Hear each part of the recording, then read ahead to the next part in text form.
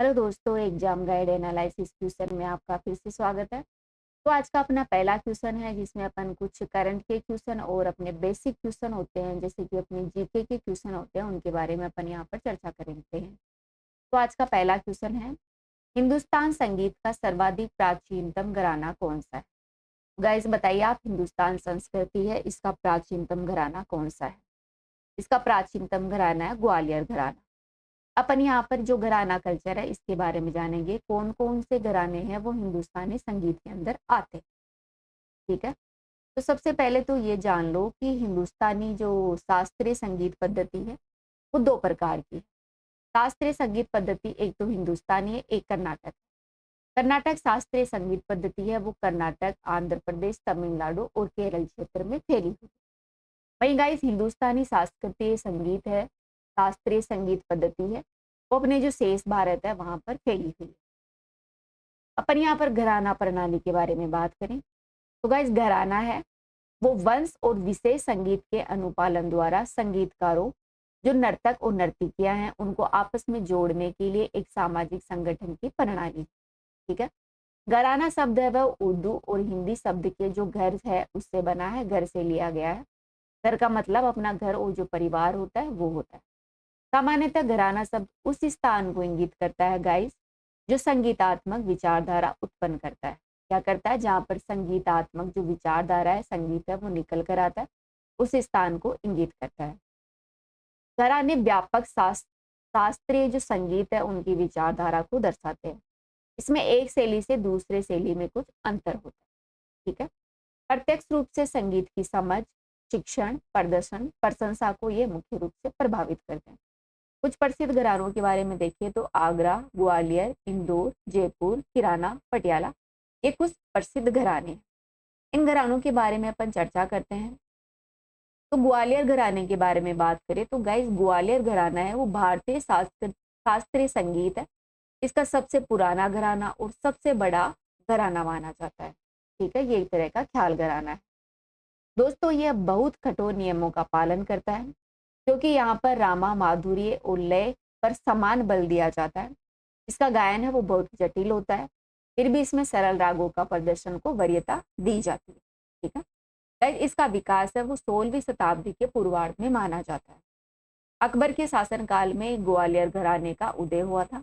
अकबर के समय एक गायक थे मियां तानसेन। मियां तानसेन ने ग्वालियर घराने के विकास में अपना महत्वपूर्ण योगदान दिया था। मियां तानसेन ना गाइस वो अकबर के जो नवरत्न थे उनमें शामिल, जो कि अकबर के दरबारी कवि थे। इसके अलावा इस जो ग्वालियर घराना है इसके उस्ताद और गुरु की बात करें जिन्होंने इसकी शुरुआत में महत्वपूर्ण योगदान दिया, उनका नाम है नाथन खान, नाथन पीर बख्श, और उनके पोते हैं हड्डू, हस्सू और नत्थू खान। ठीक है, तो ये नाथ के नाम से नाम है इन सबके, साथ ही हड्डू हस्सू हैं, ये अपने ग्वालियर घराने से जुड़े हुए हैं। इसके अलावा गाइस बड़े मोहम्मद खान जो कि अपनी तानबाजी शैली के लिए प्रसिद्ध है, इन्होंने शाही दरबार में संगीतकार के रूप में इस घराने को बढ़ावा दिया। कुछ प्रसिद्ध वर्तमान जो ये घराना है ग्वालियर घराना, इसमें योगदान देने वाले कलाकारों की बात करें तो उनमें नाम आता है विष्णु दिगंबर पलुस्कर, ओंकार नाथ ठाकुर, गुलाम हसन शगन, मलिन राज राजूरकर और वीणा सहस्त्र बुद्धे, ये प्रमुख ग्वालियर घराने के कलाकार। अगला घराना आता है आगरा घराना। दोस्तों आगरा घराना की शुरुआत है वो 19वीं सदी में हुई थी खुदा बख्श के द्वारा। इसके द्वारा इसकी स्थापना की गई थी खुदा बख्श के द्वारा। लेकिन कुछ संगीतविदों के अनुसार इसका जो वास्तविक संस्थापक माना जाता है वो हाजी सुजान खान को माना जाता है। इसको हाजी सुजान खान। ठीक है, गाइस फैयाज खान ने नवीन और संगीतात्मक स्पर्श देकर इस घराने को पुनर्जीवित किया और इसका नाम रंगीला घराना पड़ा। ठीक है, तो आगरा घराने को रंगीला घराना के नाम से भी जाना जाता है। यह नाम पड़ा था फैयाज खान के योगदान से। ठीक है, वर्तमान में इस शैली के प्रमुख गायकों की बात करें तो CR व्यास, विजय किचुल, ये प्रमुख इसके कलाकार हैं। नौहरी बानी है वो आगरा घराने के पूर्वज हैं जो कि हिंदुस्तानी शास्त्रीय गायन शैली के परंपरा रही है। ठीक है, आगरा घराना की गायकी बनाने के लिए ख्याल गायकी और ध्रुपद धमार आपको आपस में मिलाया जाता है। ठीक है, इसमें एक तो ख्याल गायकी को और जो ध्रुपद धमार है, इन दोनों को आपस में मिलाकर आगरा घराना गायकी विकसित की जाती है। दोस्तों ख्याल और ध्रुपद है वो दोनों घटकों को अलग अलग करने की बजाय इसमें प्रशिक्षण को एक साथ ही पढ़ाया जाता है। ठीक है, तो ये अपने चर्चा की आगरा घराने के बारे में। आगे आता है किराना घराना। दोस्तों किराने में ताल से अधिक राग पर ध्यान दिया जाता है। इस पर ताल से अधिक राग पर ध्यान देते हैं। इसके नामकरण है वो राजस्थान का एक गांव है किराना गांव, उसके नाम पर इसका नाम रखा गया है। इसकी स्थापना है वो गोपाल ने की थी, नायक गोपाल ने की थी, जो कि 19वीं शताब्दी के शुरुआत में इसका विकास हुआ था किराना घराना का। इसको लोकप्रिय बनाने का श्रेय दिया जाता है गाइस अब्दुल करीम खान को और अब्दुल वाहिद खान। ठीक है, तो गोपाल नायक, अब्दुल करीम खान और अब्दुल वाहिद खान के बारे में ध्यान रखना, ये किराना घराने से जुड़े हुए। दोस्तों किराना घराना है वो धीमी गति वाले रागों का इसमें प्रमुख रूप से प्रयोग किया जाता है। ये रचना की मधुरता, गीत में पाठ के उच्चारण को स्पष्टता से इसमें बहुत अधिक बल दिया जाता है। पारंपरिक रागों और सरगम के उपयोग का भी इसमें महत्व रहा है। दोस्तों इस शैली के कुछ प्रसिद्ध वर्तमान गायकों के बारे में बात करें तो पंडित भीमसेन जोशी, गंगूबाई हंगल, ये किराना घराना के प्रमुख कलाकार हैं। ठीक है, नेक्स्ट घराना है इंदौर घराना। दोस्तों इंदौर घराना है वो आमिर खान द्वारा स्थापित भारतीय शास्त्रीय संगीत का महत्वपूर्ण घराना है। भाई मेहर घराना है वो हिंदू शास्त्रीय संगीत का एक घराना है जो कि भारतीय उपमहाद्वीप में विकसित हुआ। अतरौली घराने की बात करें तो अतरौली घराने का विकास है वो 19वीं शताब्दी के अंत में हुआ था।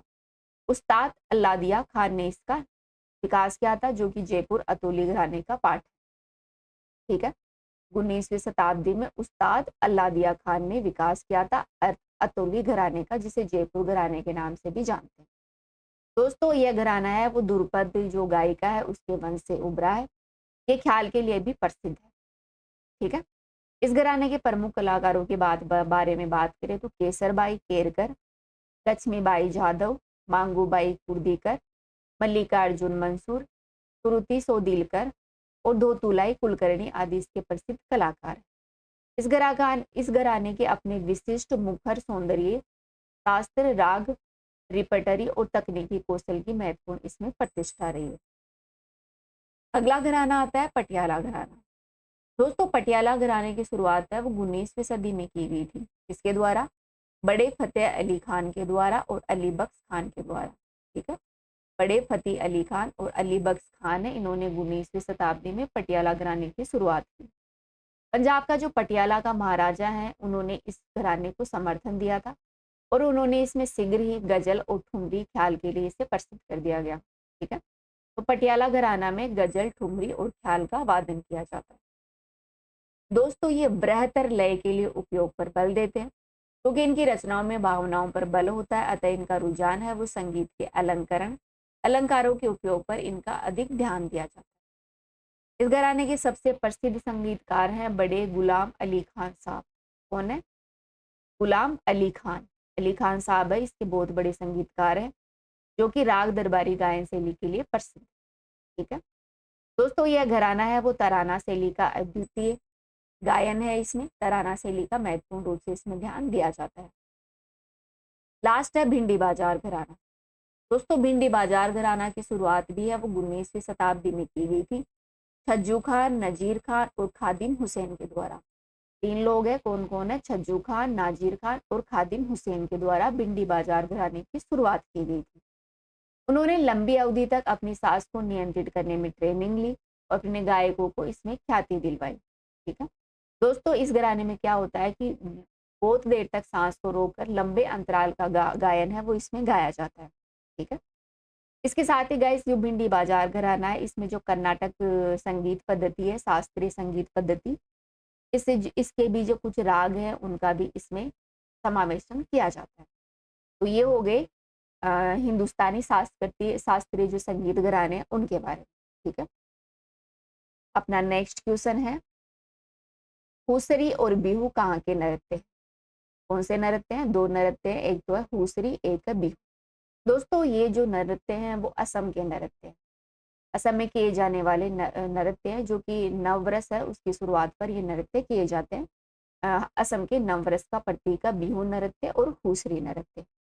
ठीक है, अगला क्वेश्चन है, वैदिक काल की अरण्य देवी कौन थी? बताइए गाइस, वैदिक काल में अरण्य देवी किसे कहा जाता है? तो गाइस जो वन की देवी होती थी, वन की देवी वैदिक काल में, उसे क्या कहते हैं? अरण्य देवी।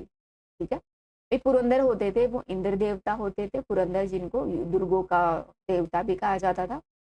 ठीक है, आगे राज्य भाषा कब भंग होती है? गाइस बताइए, राज्य भाषा कभी भंग होती है क्या, या कब होती है? तो गाइस राज्य भाषा कभी भंग नहीं होती, पर राज्यसभा के बारे में देखें तो राज्यसभा है वो संविधान की जो संघीय चरित्र है उसको दर्शाता है। ठीक है, जो कि राज्य के अधिकारों की रक्षा करती है। गाइस इसकी उत्पत्ति है वो 1918 का जो अपना मेन टेस्ट चेम्सफोर्ड सुधार आया था, एक्ट आया था, उसमें राज्यसभा और दूसरे सदन की उत्पत्ति की रूपरेखा प्रस्तुत की गई थी। ठीक है, इसमें एक द्विसदनीय विधायिका जिसमें निचली सदन अर्थात केंद्रीय विधानसभा और उच्च सदन अर्थात राज्य परिषद की शुरुआत की गई थी।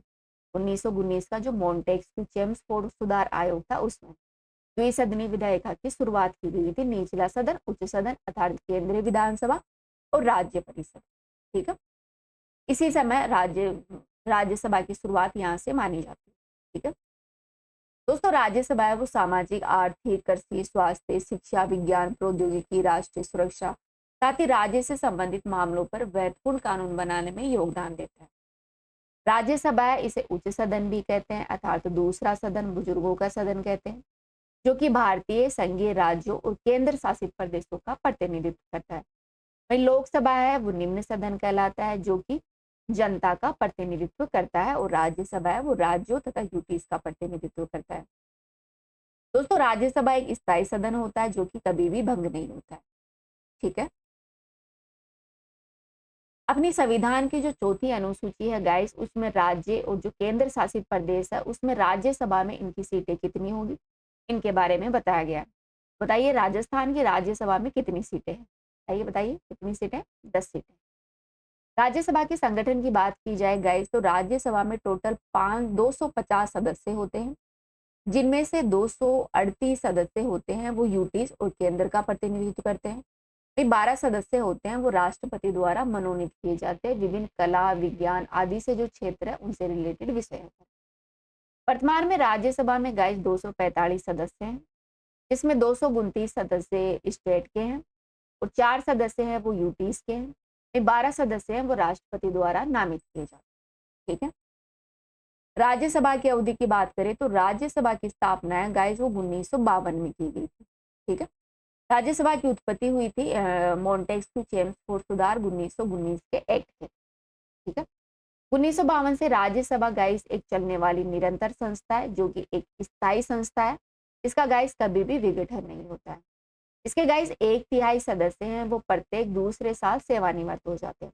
ठीक है, 1/3 सदस्य हैं वो प्रत्येक दूसरे साल वो बदल जाते हैं।